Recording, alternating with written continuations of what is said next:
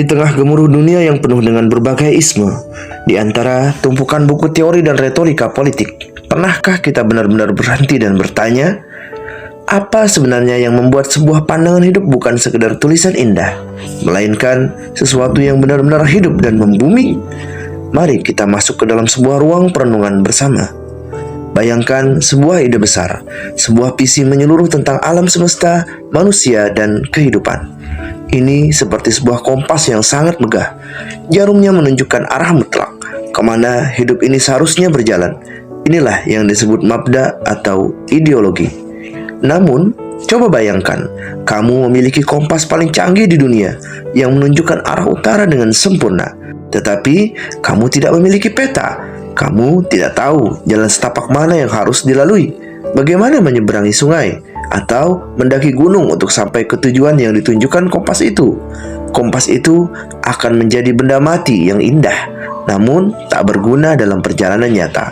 Nah, peta itulah yang disebut thoriqah.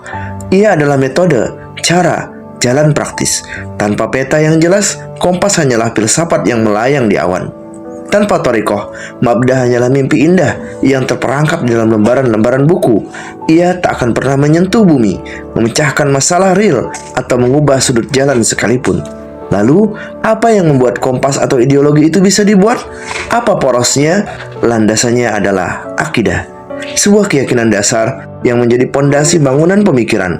Akidah ini bukan hanya soal percaya atau tidak. Ia berfungsi ganda sebagai kaidah berpikir dan kepemimpinan berpikir. Dengan akidah inilah arah pikiran kita ditentukan. Dari sinilah lahir semua solusi untuk problem kehidupan. Ia adalah tanah tempat kita menanam semua gagasan. Jika tanahnya subur dan tepat, pohonnya akan kuat.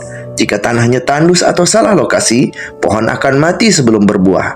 Oke, kita sudah punya kompas atau ideologi yang didasarkan pada tanah keyakinan atau akidah, dan kita sudah punya peta atau thoriqah.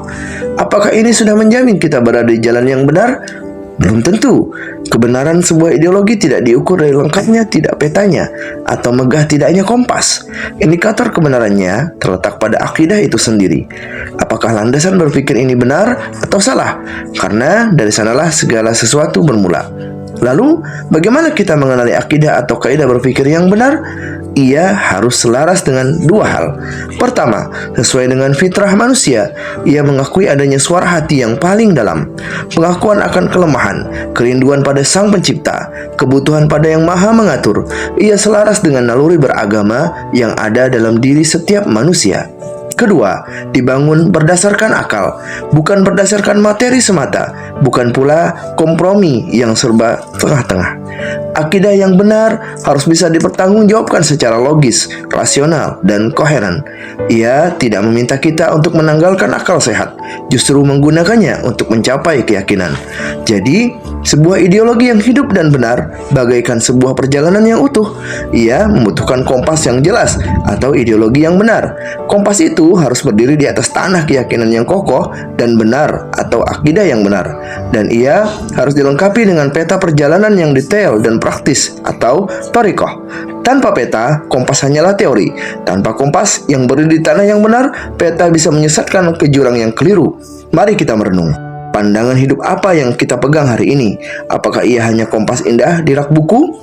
Atau ia telah menjadi peta yang membimbing setiap langkah nyata kita? Dan yang paling penting, di antara tanah keyakinan apa kompas dan peta kita berdiri? Apakah ia selaras dengan fitrah dan akal kita? Kebenaran itu tidak rumit.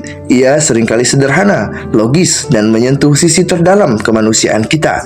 Sampai jumpa dalam gelombang pemikiran berikutnya.